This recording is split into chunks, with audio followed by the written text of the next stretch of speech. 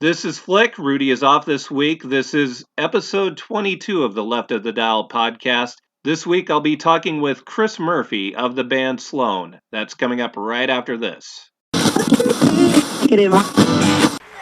right. This one you may well know, you may not know it, and if you don't know it, I really don't know where you've been.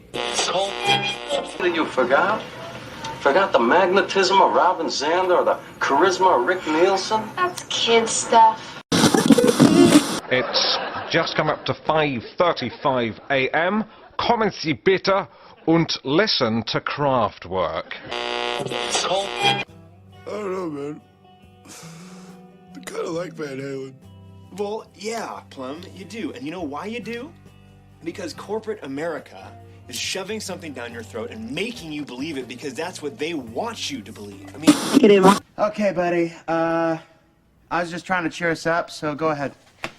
Put on some old sad bastard music, see if I care. That was Big Yellow Taxi by Joni Mitchell, a song in which Joni complains that they paved Paradise to put up a parking lot. A measure which actually would have alleviated traffic congestion on the outskirts of Paradise, something which Joni singularly fails to point out, perhaps because it doesn't quite fit in with her blinkered view of the world. Nevertheless, nice song. How about the tunes? I want you to want me. The Dream Police. Da-da-da-da-da-da-da. Your mama's alright. Your daddy's alright. I get by because the people make a special effort to shop here. Mostly young men who spend all their time looking for deleted Smith singles and original, not re-released underline, Frank Zappa albums. Gang. Yes. I mean, look, you can play an E pentatonic scale at 100 miles an hour till somebody's ears burn off. You can learn that, right? But finding the tangents within the framework, therein lies the artistry, man. God made your ears. You didn't make them. You gonna argue with God's ears? If it sound good and it feel good, then it's musical. So play it like I say play it.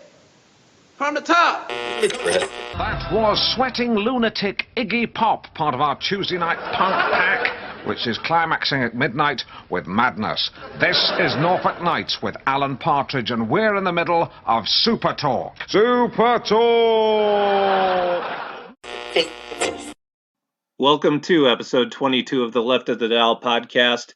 This is Flick, and we're talking with Chris Murphy this week of the band Sloan. On Sunday, I was in Kansas City to see the band perform at the Riot Room. I was able to talk with Chris at length. We spoke about the Beatles. We also talked about Kiss, SCTV, the British Office, a lot of stuff. We talked for a good long time, and you'll hear most of that discussion here on this episode. Okay, here with Chris Murphy of Sloan. Yeah. And this is the first leg of the tour?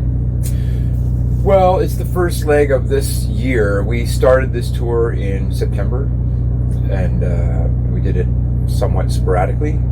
So what we normally do, we live in Toronto, Ontario, and we sometimes do the shows that are... We did it, actually, what we did this time is we did a couple of theater shows just because we had them set up 6 months in advance. And so we just sort of made those the first shows. And what we normally do is we drive across Canada, and then we drive down to Los Angeles, and that's kind of the end of part one. Then we kind of do the Midwest, which we're doing now, and the Eastern States, and we don't always go down south.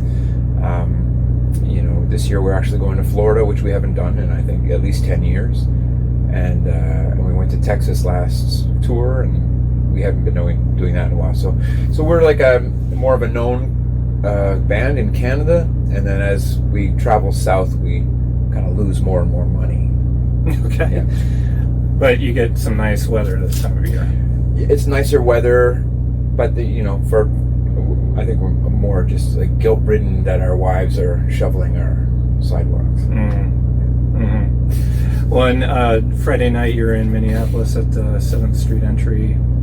Favorite. Yep. First Avenue. First Avenue is kind of where I cut my teeth.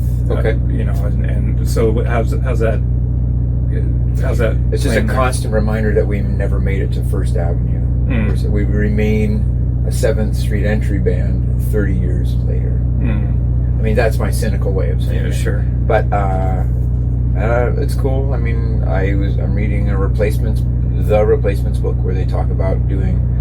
They did a little 4 or 5 night stand there when one of their records came out. I don't know if you go back as far as to have seen the Replacements. Were you seeing that?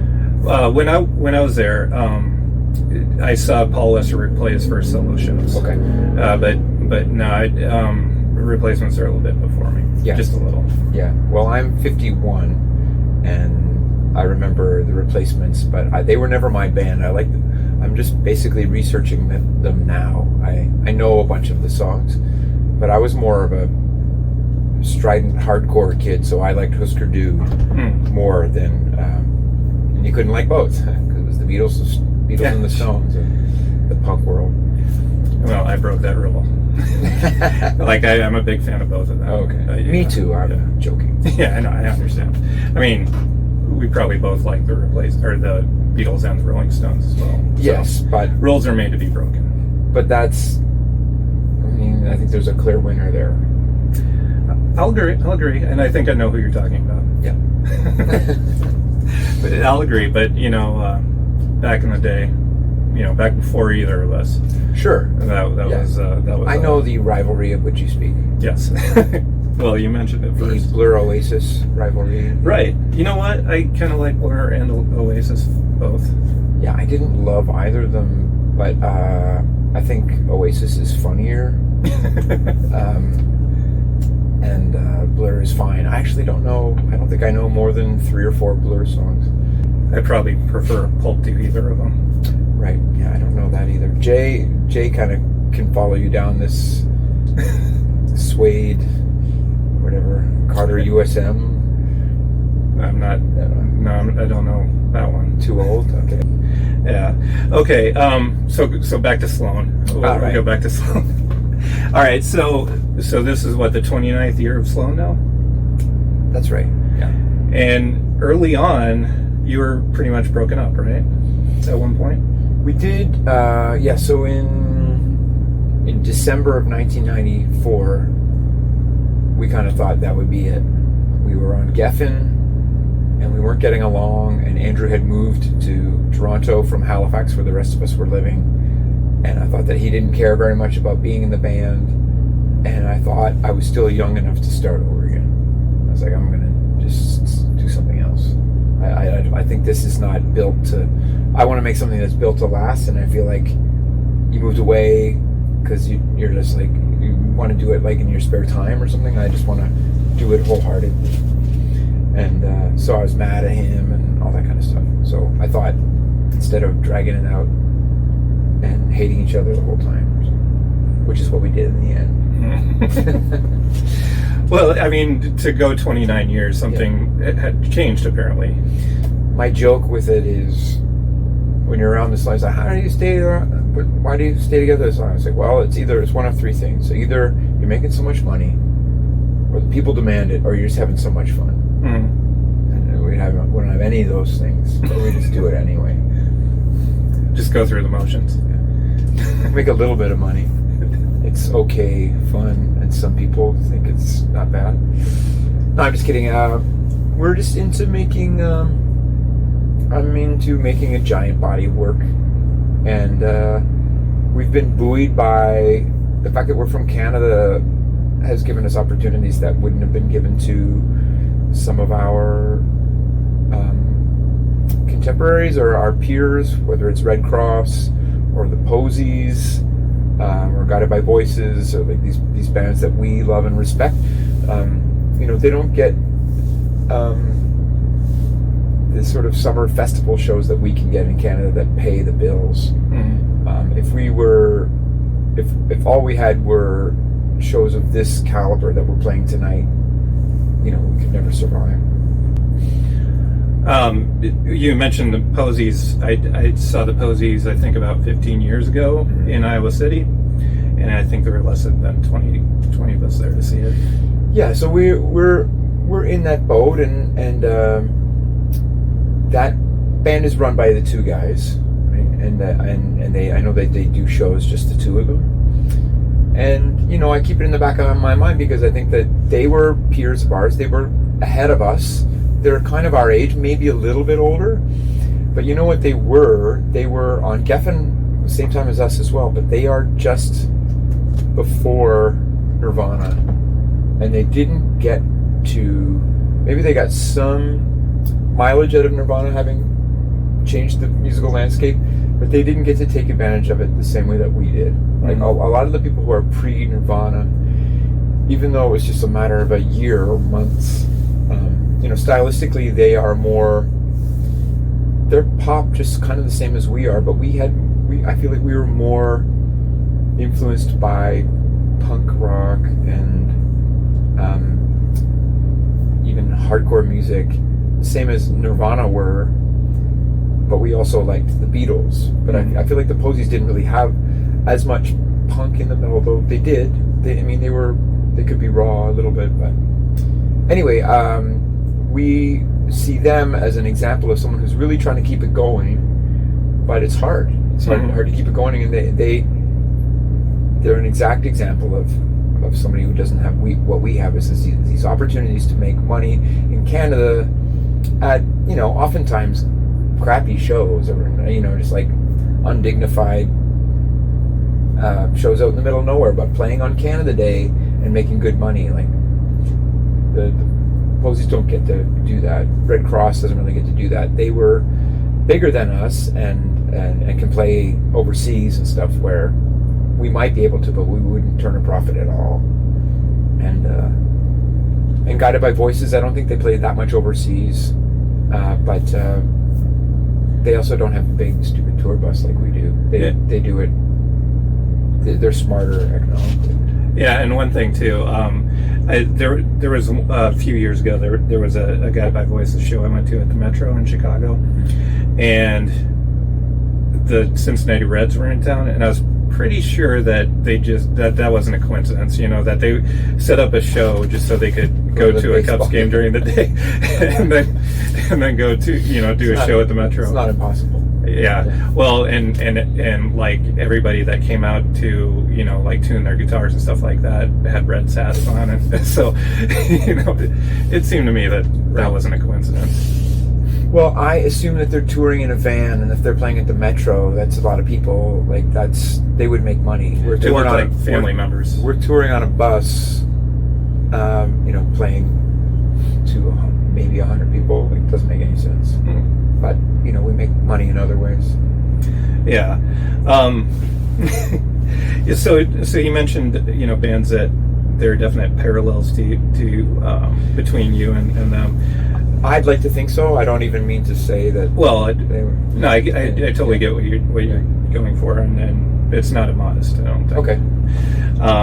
But another band that I see parallels between is Teenage Fan Club, and since you mentioned Geffen, I kind of see that as a parallel where, you know, Bandwagon-esque was sort of like an up-and-coming album, and then they came out with 13, which was, I thought, great, the record company seemed to leave it out there to die a quick death, and yeah. What year did they come out? 93? Yeah, I think so. 93. Yeah. You know, their A&R guy, his name was Gary Gersh. He signed Sonic Youth, and then he signed Nirvana, and he kind of had all of those cool Geffen bands. Hole, Urge Overkill, Teenage Fan Club. I think there are one or two more. But we came to Geffen through an underling, through a different A&R stream. That's all Gary Gersh. And our A&R guy was an underling mailroom kid whose mentor was this guy named Tom Zutaut, who signed Guns N' Roses. So we came into this cool label, but through the wrong door. We came in through this Guns N' Roses door. Okay, yeah. And so the Gary Gersh club, the cool bands, like we didn't really have access to that world. And, you know, I never met, not that Teenage Fan Club were hanging around the Geffen offices or anything. They probably visited there twice or something. But Gary Gersh that year in '93, he left and he became the president of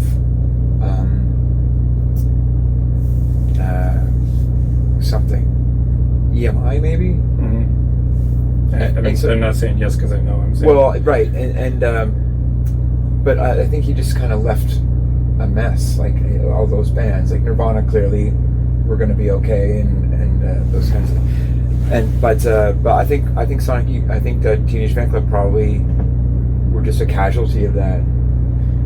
The other way that affected us is that we were the guy who was the radio guy at Geffen when we were signed was a supporter and a fan of the band, like a supporter, I don't know, a fan, but and then when Gary Gersh left his roster of bands, this radio guy that liked us took over his stable of bands, and so he kind of no longer, he wasn't at radio anymore. He was their A&R guy, and then the new radio guy did not like us so much, and plus Mark Cates, the guy who had been the radio guy, though he liked us, we were no longer. He was responsible for this other group of bands, not including ours. So there was nothing really he could do to really help us. So was that the Twice Removed period? It was halfway through Smeared. So when we did Smeared, we were set up. Underwhelmed was our single. It was doing really well at college, and blah blah blah. It was kind of ready to sort of make this jump to commercial alternative radio, and that's exactly when Gary Gersh quit or got this other job, and Mark Cates left radio, and then our campaign was sort of stopped, and then it was like, well, make another record. This one's dead. And then and Twice Removed was not well received. Yeah, but so at that point, did you like the way you hear it is you sort of dismissed any notion of redoing anything or doing it differently? Is that pretty accurate? Or well, so Twice Removed is our second record, and the story is that we were told to re-record it because it was so different than our first record that they were like, this is not. We did a lot of work setting up your first record. You're really making our job harder because this is totally different. This is not what we signed. It's not bad, but help us out here with some continuity. And I understood, and I was also young, and I would have done anything. I would have re-recorded it. I was not I was just happy to be there. I would have bent over backwards. But our manager was tough, and he said, yeah, we don't need to we can do whatever we want. They're contractually obligated to release it. So you're contractually obligated to release it. And they said, we'll release it, but we're not going to help you. There's nothing we can do. And we're like, okay, we're just going to tour like crazy. And then we toured a little bit, and then we broke up. Mm-hmm. But it was just frustrating. We were having our own internal issues. I was, as I say, I had this issue with Andrew who moved away, but as I'm older now, like he moved away for love, and he's still with the same person. So and the band's still together, so it's all great. So yeah, things smoothed over. Yeah, and musically things smoothed over too. Yeah, I mean, the thing is, when we started, we were all into aggressive music and British shoegaze music, and then we sort of try to reinvent ourselves, and then we never sort of saw eye to eye again. But whatever. I'm into the sort of fighting dynamics of a band and coming up with an album that might sound more like a compilation than a unified thing. I like hearing the different voices within the band. Well, I think it's always pretty cohesive. Everybody has their own little distinctive things, but they all work together. So I do want to ask about the songwriting and how that works. Okay. So what are the somebody can come in with a song, or somebody comes in with a song, and anybody else can make a suggestion, but the person that came in with the song has veto power, or how does that work? Yeah, that's right. if all things being equal, or in an event where everyone had lots of songs to choose from, it would essentially just be, let's just divide up the real estate of the record equally, and 12 songs is about right, and everybody have 3. But that's only happened twice, maybe, where there's actually been complete equal representation. But we have a system, or we have a scenario since the beginning, which is no matter who writes it, we split it. And the 4 of us, the 4 principal guys, the original guys, and Gregory doesn't benefit from that, but the 4 guys do. And if Patrick has a song and he has a hit, then we stand to benefit equally. So the only thing keeping us from having an equal amount of songs every time is just that we don't usually vote people's songs out. That never really happens, that someone brings in a song that they want to do and people say, I'm not doing that. Maybe it sort of goes the wayside in a live situation that we don't play it very much. But if you have a song, I would say, if you have a song that you love and are behind, I don't think stylistically I would prevent anything from being on a Sloan record. If you want to rap, go ahead, but you're not going to, because I know you. But I'm a champion of make it as weird and outside as you want. We made a record, so we have 4 original people in the band, and the 4 of us write. I mean, the same way that you write. To me, politically, anybody can write if you encourage them. And I was writing the most when we started, and I knew Patrick from his band before, and he wrote songs, punk songs. But it was an investment in the longevity of the band. And even though, had we still been together today and I had written everything, I would be a richer person. But, there'd be more resentment within the band that they're also not rich. But there are ways to be resentful if you split and you think that you're carrying all the weight or whatever. But I think that's the better situation than feeling that someone is profiting off you or something. Mm-hmm. So that's the way we've done it. And it's not a democracy in that there's rarely a situation we have so many songs that we're cutting songs out. It's usually, can we get a 12th song here? Somebody. But so our last record that came out was called 12, and it was 3 songs each. And the record before that was a double album where we each did a side of a record, which was kind of fun. Because I was thinking that was our statement that we're the only band in the world that could do that, where you could have, the Beatles could have done it, I guess, but I guess Ringo eventually had solo albums. Yeah, but anyway. But the other 3 would have been great.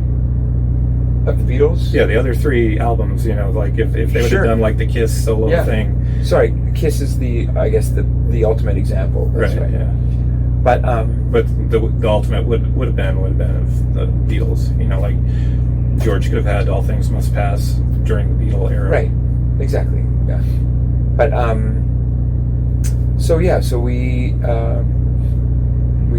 split the songwriting and then we just like sequenced the record in a if you're dealing with 12 songs, I like to think that all 4 of us are represented in the first 4, the middle 4, and the last 4.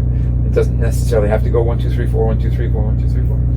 But I don't want to shove somebody to the end or stack somebody at the beginning. Like, I like to spread it out. And we are just sort of an exercise in democracy, and we don't usually talk about what kind of record we're going to make. I just like to think that if it's the product of the 4 of us, it's just going to be another piece in the puzzle of the whole story. Yeah, I mean, it does, like I said, it does always seem to fit, with the 4 voices. And are there universal likes and dislikes in the band? Is that why it works? Bands we can all agree on? Yeah. Is that what you mean? Or or styles? Both, either or. Well, we used to joke that the only band that we all like is Public Enemy. but we don't make music like that. Yeah, sure. But my favorite band in high school, by the way. Yeah, like they're so great, and they came to Halifax in 1989, and we clocked that, even though we didn't know each other at the time. I knew Jay, but we were all there, and we think that was probably the first time we were ever all in the same place. It was at a Public Enemy show in Dartmouth, Nova Scotia. By the way, they were about 4 hours late to go on. Oh, no. It was getting pretty tense. Probably because of Flav. I think it was just getting into the country. Oh, okay. But I want to believe though that Chuck D is totally dependable all the time. Chuck D's my hero. Yeah, me too. He's so good. Andrew, I think, still wears a. Is it Philly or Pittsburgh? Or like what's the hat? The P, oh yeah, the Pirates. Pirates. Yeah. I think Andrew's still wearing that. So I wondered why.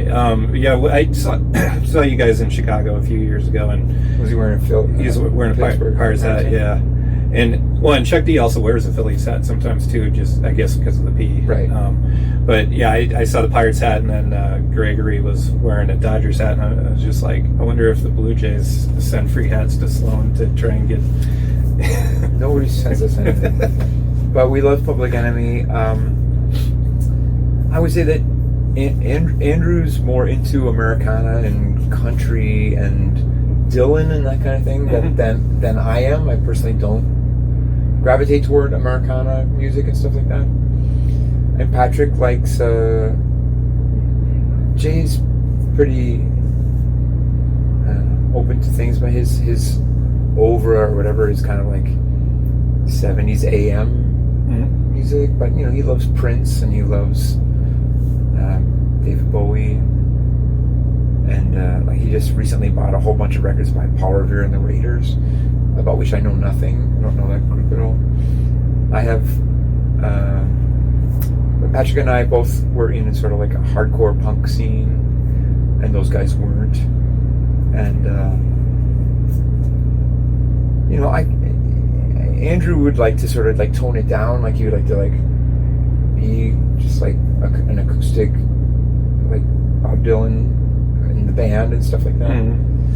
But that drives me crazy, and I find it boring. And I also think that, especially when we make a lot of money at a show in Canada, we have a responsibility to play these songs. And like, you can't, you know, Angus Young's probably getting pretty tired too, but like they have a responsibility to play, you know, AC/DC songs.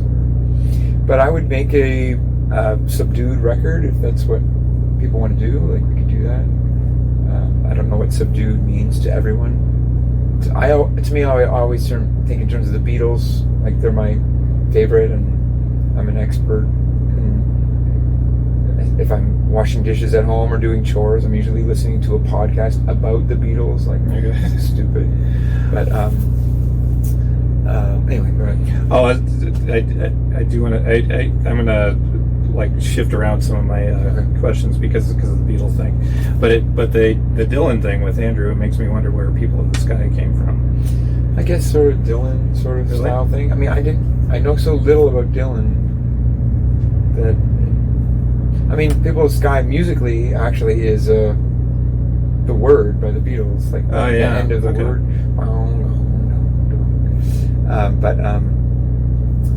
Yeah, he was probably into Dylan even then. Okay. But I like, as far as I will go in that sort of Dylan-esque vein, is Ray Davies, who I think is, you know, everybody thinks that Bob Dylan is this poet, he's so great and everything. And like, I think that Ray Davies is the greatest songwriter. But I don't even know that much about Bob Dylan. Like, his voice just drives me so bananas. I don't listen to it. Yeah. But obviously he's great. See, I love everything you've just talked about. I love it all, actually. And you know. You love Dylan? Yeah, I do. Yeah. Yeah, I mean, I don't know. I feel like that's a blessing that, you know, there's certainly a lot of stuff I don't like, but there's, you know, and it means that I have to lug around a huge record collection every time I move. I think of Dylan as something that'll be waiting for me when I get older or something. Yeah, perhaps, yeah. Like jazz. Okay, but how long am I going to live? Only time will tell. So my the two Beatle questions that I think are the most telling about a person is, one, who do you consider to be the fifth Beatle? I don't know. Either, I don't have an interesting answer. Like, it's either George Martin or Epstein. Yeah, those are the two most common. I think George Martin is the correct answer. Because that, to me, that's why it's telling, is because the person that picks George Martin, I think, is thinking about artistic merit. Yeah. And Brian Epstein, they wouldn't have been big without him. Right. Yeah. Right. Okay. So yeah, I mean, they needed them both, really. But I agree. I sometimes wish that we had either character in our lives. But yeah, now I'm aware of what George Martin did, and I'm aware of the frustrations that he must have come up against come 67 or whatever. But yeah. All right, and then the other question is, what do you think is the best Beatles solo album?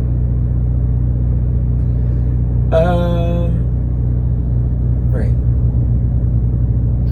Well, as much as and there can be a tie.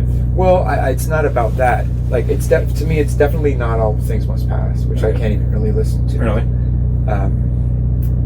I know Plastic Ono Band, John Lennon Plastic Ono Band really well, and I loved it. When we made our Twice Removed record, it was one of our. We were like, I want it to be Fleetwood Mac meets John Lennon Plastic Ono. But I love Band on the Run. But to say that, I know, I hear lots of podcasts talking about Wildlife and Red Rose Speedway and Imagine and all those records. Like, I don't know them. Like, I didn't listen to them. Like, what about Ram? I didn't know it. Like, I think I just burned it or got a digital copy of it from Jay. Did it come out? Was it re-released in the past 2 or 3 years? Yeah, there was an anniversary box set. Jay within the last 10 years. Jay gave me that. That's the first I heard of it. Like, I loved Uncle Albert as a kid. Mm-hmm.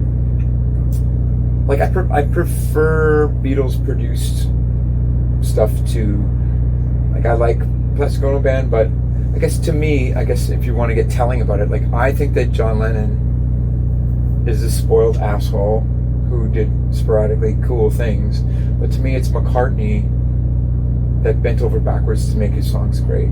And I think even though Plastic Ono Band is great on its own, like, too much, if you just made album after album, it just gets boring. Like, he needs McCartney, but McCartney also needs Lennon. Like, I think it's pointless to talk about them separate in a way, because what's so great about them is the chemistry and all that stuff. But I'm more, I think, of a McCartney sympathizer. Did you read that little article that was like what it would have been like had it been McCartney who died? No. There's a whole sort of like article about what would have happened to Lennon and how McCartney would have been the revered one and all that kind of stuff. Yeah, well, it was pretty funny. I've definitely wondered about that because it's definitely, I mean, it's not like Lennon didn't make some bad records in his solo days, and he would have made more. Probably, most likely. It was a fan fiction thing that talked about what he would have done at age, 50, and then he would have made a musical about this, and it's just funny. I mean, it's not fair to count the missteps of McCartney post Lennon's death. It's just not fair. Yeah. And I'm unaware of what he's done, good or bad, because I don't really follow it. But, yeah. I gotta hand it to the guy. Yeah. He's still trying to be creative, and and was cursed with not having been able to not really having to be able to collaborate with anyone after. I mean, maybe he should have. That's what they said about George, that he was able to collaborate with these guys, and that's why he kind of wins in the end. Because George touched more stuff culturally, was involved in these films and stuff, and whereas McCartney really didn't do anything except for make album after album, and it just got tiresome and no one cared after a while. Okay, I want to ask you next about your side projects, because you're in side projects with two of my other favorite, I guess. I don't know if you consider Sloan to be power pop at all or whatever, Sure, but yeah. but you know, like Matt Murphy. And, So you know these guys? Yeah. Okay. Yeah, actually, the thing is, Where are you from? I'm from Iowa. Okay. Yeah. And Did you get much music or something? Like, how did you know these guys?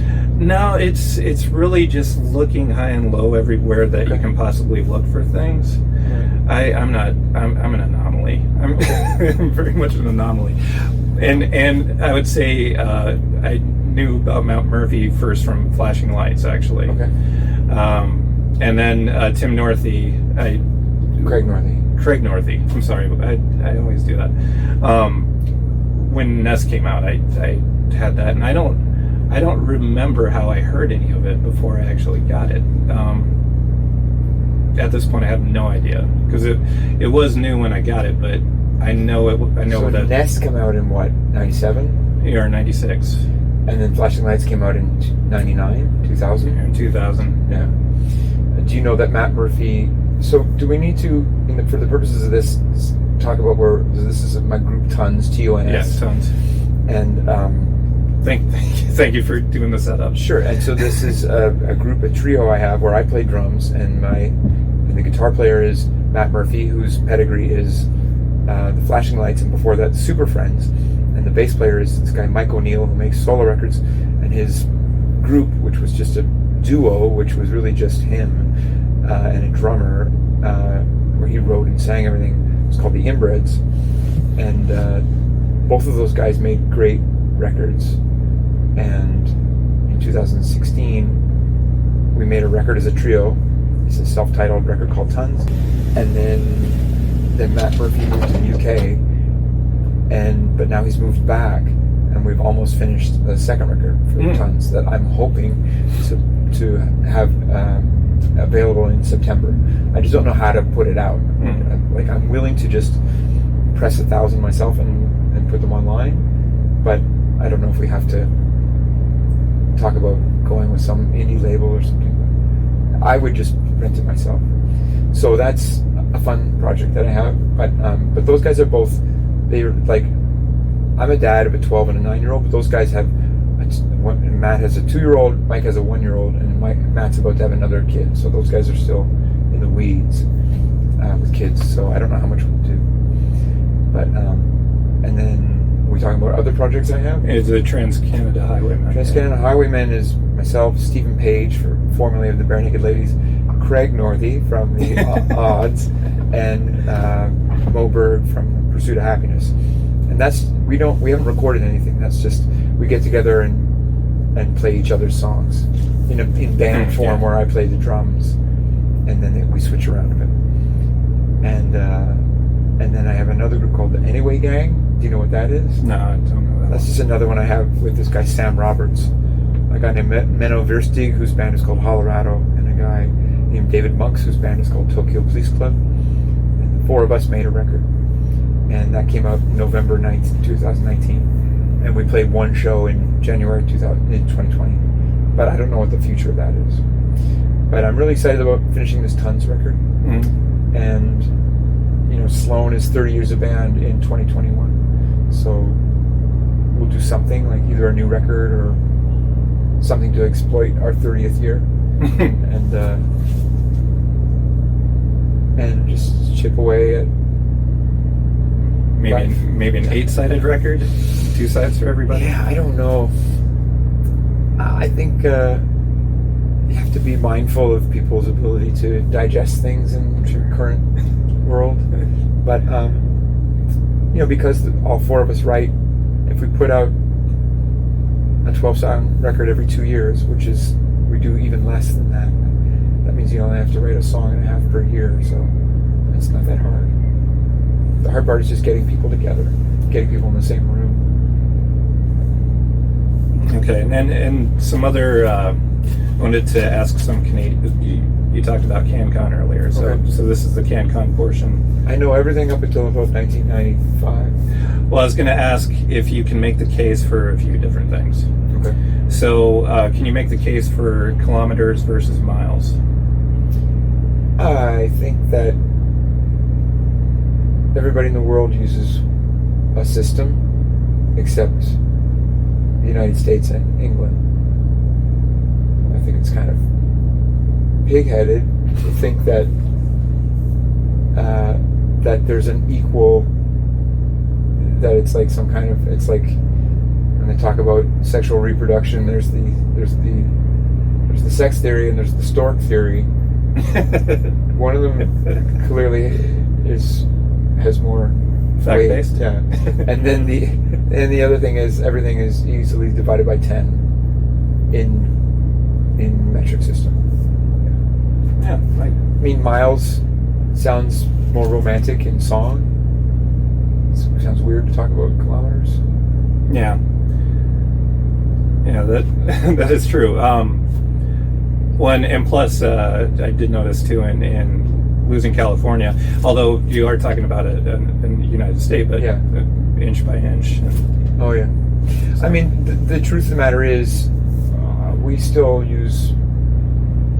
What do you call the non-metric system? What do you guys call it down here? As far as well, you mean as far as because I think there's a semantic hilarity that I've just figured out like a month ago.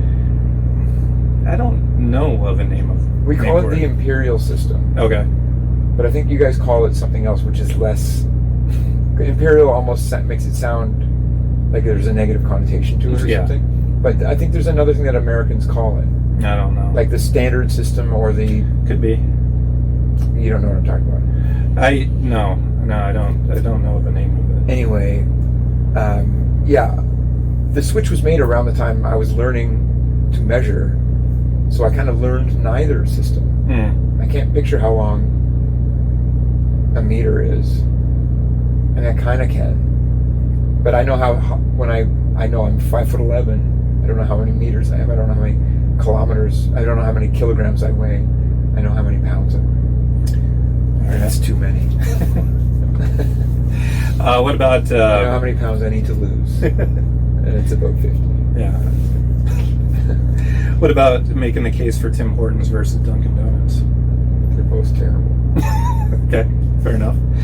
I think Tim Hortons is now owned by Americans. Yeah, probably. And Tim Hortons is fine, I guess. Like I find Tim Hortons is like a lot of Canadian companies. It's like has a real raw nationalist thing. It's like Canadian and all that stuff. Even though I don't think that Canada is close to becoming a fascist state. I don't know if that could be said of the United States. And I just think that nationalism... We're more than dipping our toes in. Nationalism is dangerous. Yeah. And every time anyone's rah-rah about Canada, like it's kind of laughable because it's such a small thing in a world stage. But is it more tongue-in-cheek when it's... A little bit. Okay. But there's a smugness in Canada. Oftentimes Canadian nationalism is the way that we're different than the United States. So it's like, you don't know anything about us. We don't live in igloos, dude. There's seldom any tongue-in-cheek element to it when it's here and it's rah-rah. Right. Okay, so the other thing, can you make the case for SCTV versus SNL? Yes. It's better. It's a better format. They had a genius format. Well, SNL, hats off to it and all that stuff, and all the greats who come from it, Lorne Michaels or whatever. But just the nature of being a live show, there's some element of danger and that kind of thing, but you can't. But everything goes on way too long. Yeah. Like it's not funny and it keeps going. Yeah, and whereas SCTV, they had a great formula. They had this TV show. They had this crappy low-rate TV show, so everything could be made low budget, and that was part of the joke. Yeah, and everything every time low-rate TV network. Yes, every time something ceases to be funny, it is either cut to a commercial, or they edited it down into an ad for, if they did a parody of something that wasn't very good, they would just use the funny parts and then say, Thursday at 9, this is actually going to air. It was genius, and I think that everyone in the cast was fantastic. And sometimes on SNL, maybe one or two standout stars and then a bunch of chaff.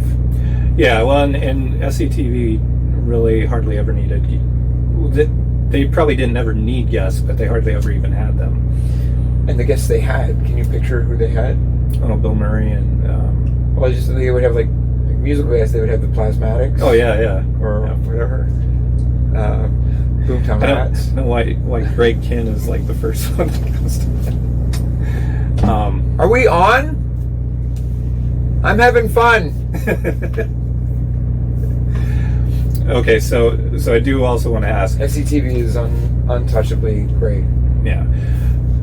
I don't want to make this about me, but when I was in third grade, SCTV and the Muppet Show were my two favorite shows when I was in the third grade, and I talked my teacher into letting us put on a show for the other third grade class, and it was just like this was before most people had VCRs, so it's just like I just remember the sketches. I'd see it one time and just remember it, and then tell everybody what to say, and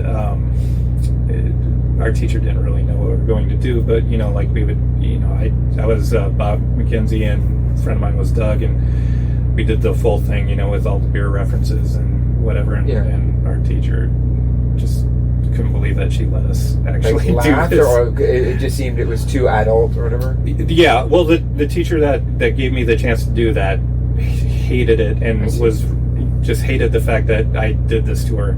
But the other third grade class teacher loved it. Okay.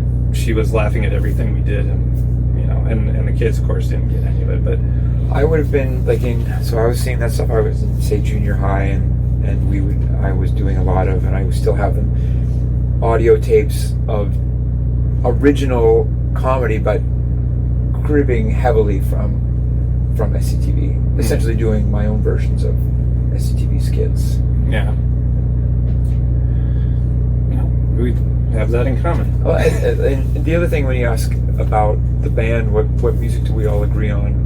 We're more apt to talk about comedy than music. Certainly in the present. We're not all up on the latest music, but we're all up on the latest comedy. We like I like comedy because I like the history of comedy, and I like it in the present. Whereas with music, I really only like specific things, and I'm really too picky about it, and I don't like almost any new music. So it's harder to appreciate, or there's so much baggage with it because of what we do or whatever, or what I think about. In my mind, all of the best music has been made or whatever, and whereas comedy, I'm like, yeah, keep going. Ask me my top comedy guys. I don't want to talk about music. Well, I will. I want to ask you first. Okay, let's say they're going to make a Mount Rushmore in Canada. Yeah. And me and who else? I guess those other guys. Well, I'm thinking there has to be somebody from SCTV on it. It's just all of those guys. But how do you do that? Well, you have to go with the one who's dead. You have to be John Kennedy. Yeah. Are we on? Huh? We're not on for a long time, right? No. Okay. It's hard to not do the guy who's dead, I guess. Yeah. Well, and what would you say is the best movie made by an SCTV cast member? Well, I mean, as much as I love all those guys, like I get a little bit tired of the post Spinal Tap, the Eugene Levy, like those as it's gone on, like Mighty Wind, Best in Show, Schitt's Creek, all those stuff. Yeah. And Schitt's Creek is, I'm not an expert on it. Like I actually thought I assumed it would not be funny actually, but one of my friends that's like an American who is, in my mind, worthy of. Anyway, he's a very, very funny guy. But he said he watches Schitt's Creek and it's really funny. And I was kind of surprised. I didn't think it would be that good. Yeah, that's good. I thought it was made by CBC and they always kill everything. But look who you got. Look who's in the cast. But what are the? I don't know. I don't think I have it. I don't think I have a good answer for that. I mean, I love Freaks and Geeks, but and that's Joe Flaherty, but I don't think that. Well, that kind of doesn't count. He's just kind of like a Yeah, well, what's great about that is, being an SCTV fan. When Freaks and Geeks came on, that was the only thing I knew about it going in, was that Joe Flaherty was in it, so I watched it. And, thankfully he was in it, because otherwise I would have not known about it. It's one of my favorite TV shows ever. Yeah. The top thing ever made is, in my mind, I don't know. I love the British Office. I think it's like, I couldn't believe it when it came on. To me, it changed everything.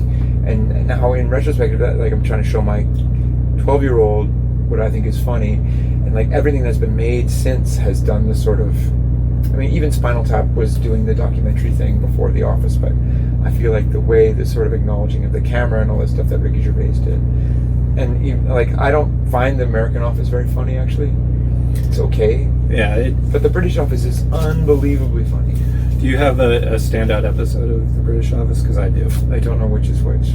Oh, okay. What was the best? My favorite one, I think it's called The Consultant. It's when, the consultant comes in and David Brent goes home and gets his acoustic guitar and does Free Love Freeway and all that stuff, Well, that's like, there's a bit of a Venn diagram with the other thing that I really love is the Mike Judge Office Space movie, where they also have the consultants come in. Yeah.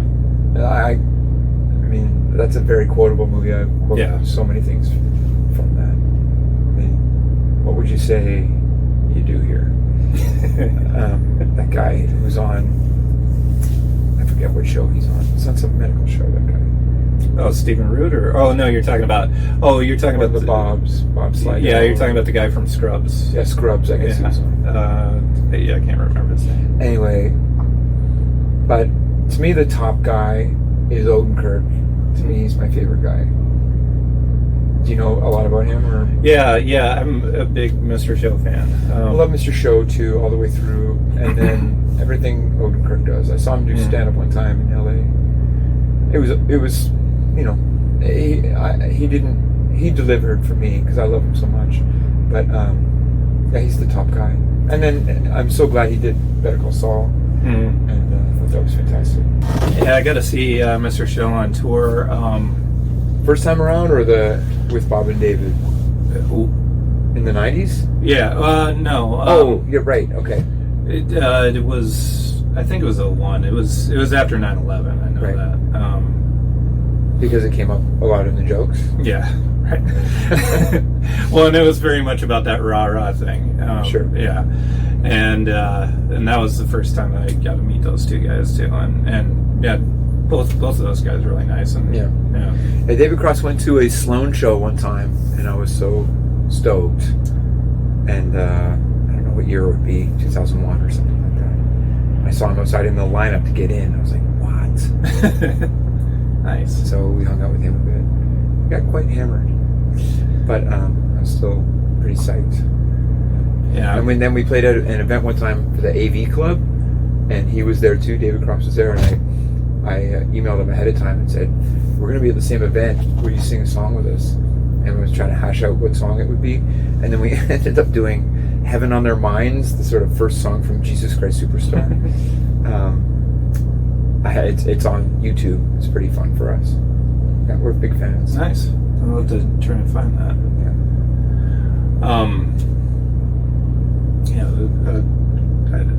I think I had something, but I don't know what it was.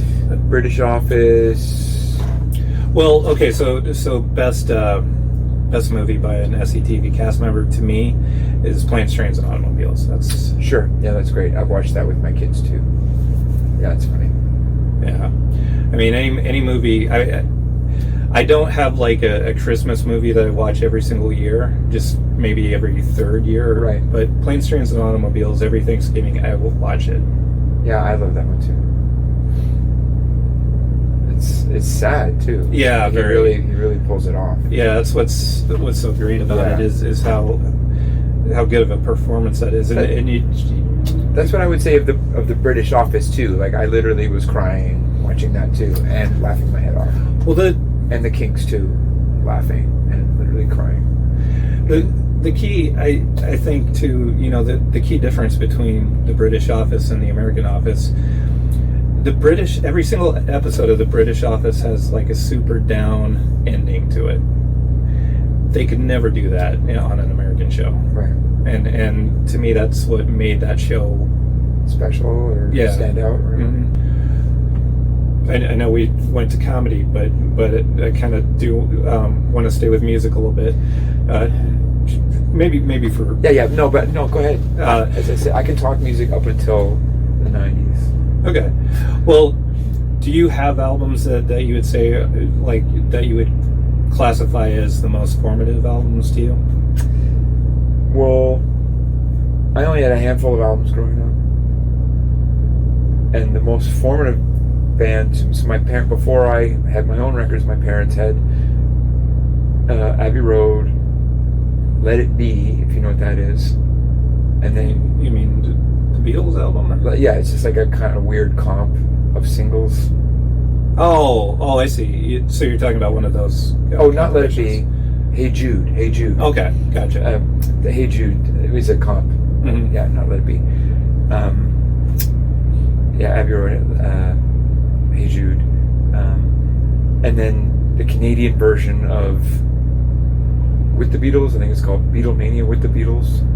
And then the American Rubber Soul.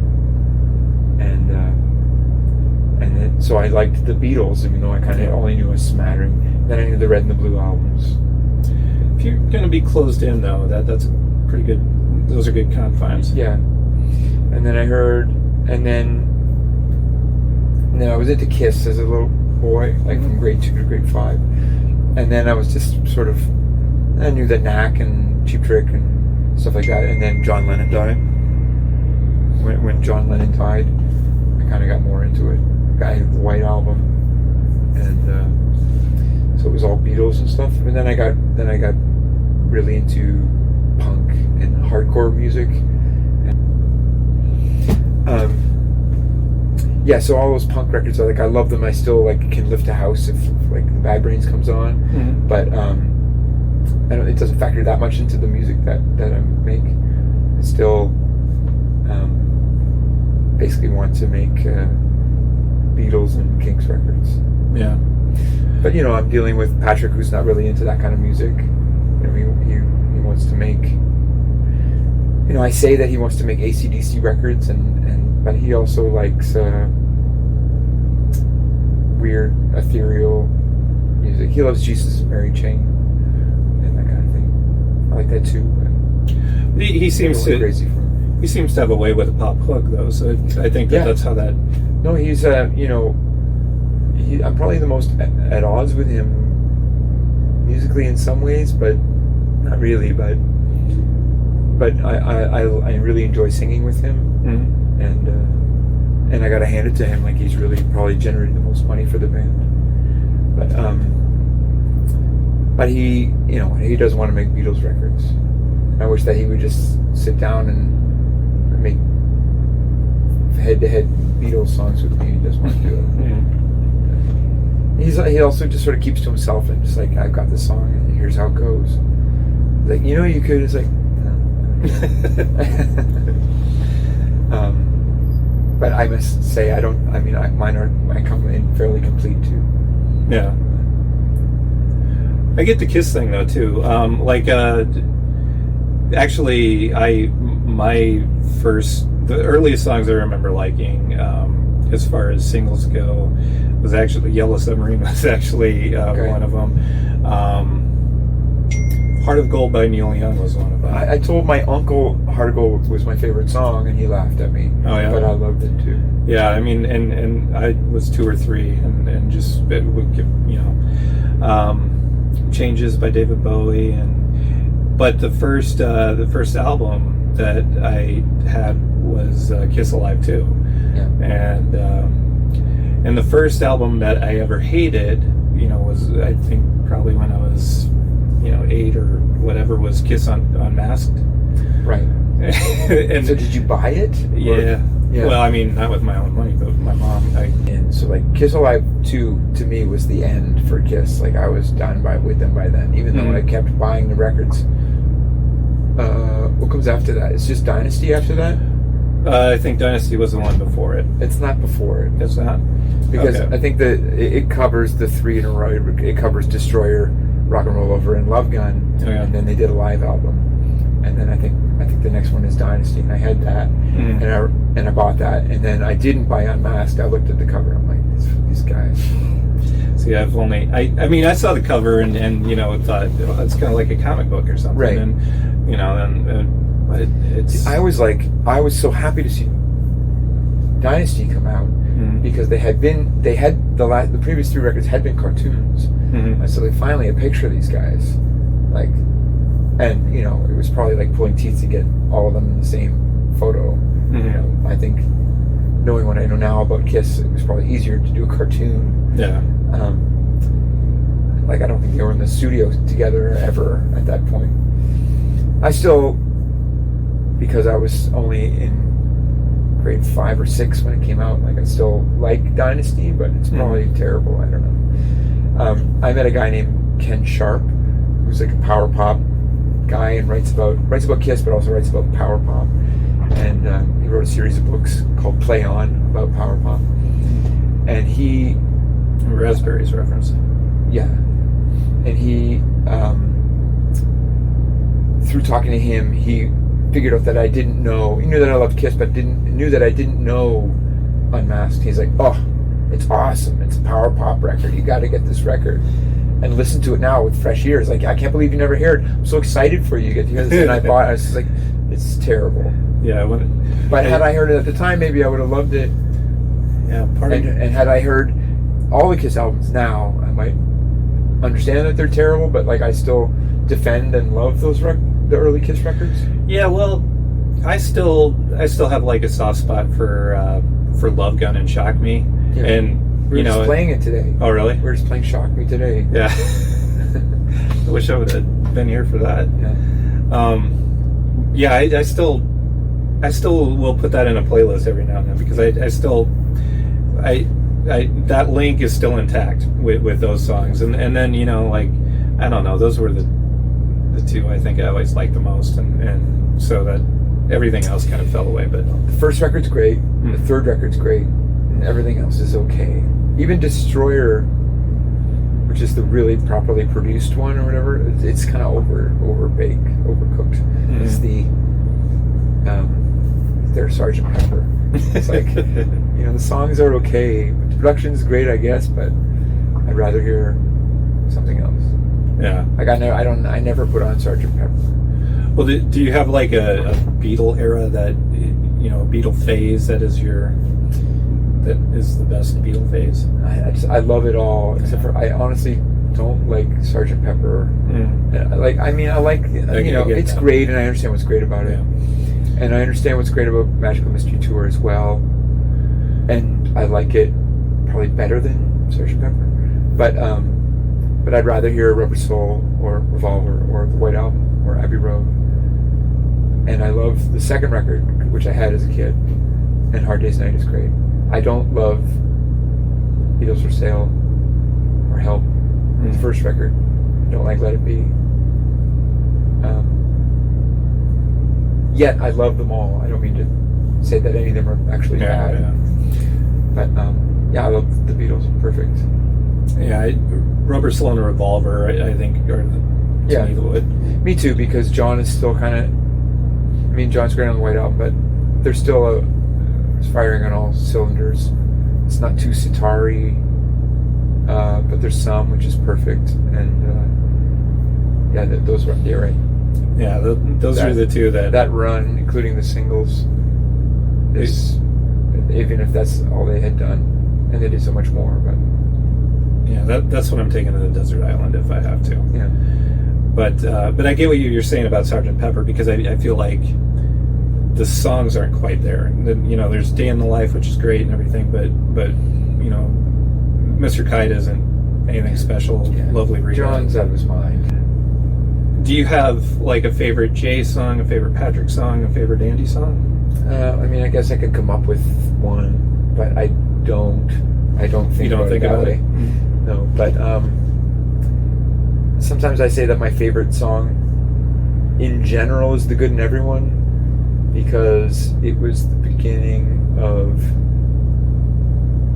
it was kind of my band to start. Like I was the central character, and I encouraged everyone to write, and we did. That was our third record, and that was when Patrick was really finally said, "This is my band too," and he played this ridiculous solo in that song. Before that, we would have shut down, kind of like Jay and I were like indie rock guys. It's with this, like it's kind of more like Ace Frehley kind of thing. You know, like Kiss, where it's like that is not. It really signaled like Patrick was kind of like, because he was the youngest by a year, and he was like, to me, just like fully into the band now. Like I'm in as well, and so I really felt like that signaled to begin. We were like really a properly functioning four-headed monster, and it's only like a minute 58 seconds long. It's like so short and awesome. Yeah. But so I think that's great. Andrew has a song called Sinking Ships that we're playing tonight. That's, I think, just kind of unbelievable. I could never have come up with it. Like his musicality is so much different than mine and more advanced in a lot of ways. So I could never have birthed that song, but I get to play it, and it's great. And Jay, what's my favorite Jay song? I don't know. He's got a lot of. What's he doing? He has a song called Beverly Terrace. I thought was like he's getting more and more elaborate. Beverly Terrace is pretty good. You Got a Lot on Your Mind, which is really good. Like these are just like he's still, I think, kind of getting better and better. You know, he wasn't writing a lot of the songs at the beginning. Like even by the fourth record, he's still writing only 2 songs on each record. And then, you know, his whole side of the Commonwealth album, where we each did a side, is probably my favorite side, probably the best side. And it's really his vision and his enthusiasm that has really kept us going more than anybody, more than any one guy, even though we're all doing it. But he really has insisted that we keep going and think about what we're going to do next. I had a lot of fun talking with Chris. I want to thank him for taking the time to speak with me, and I want to thank Mike Nelson for helping set up the interview.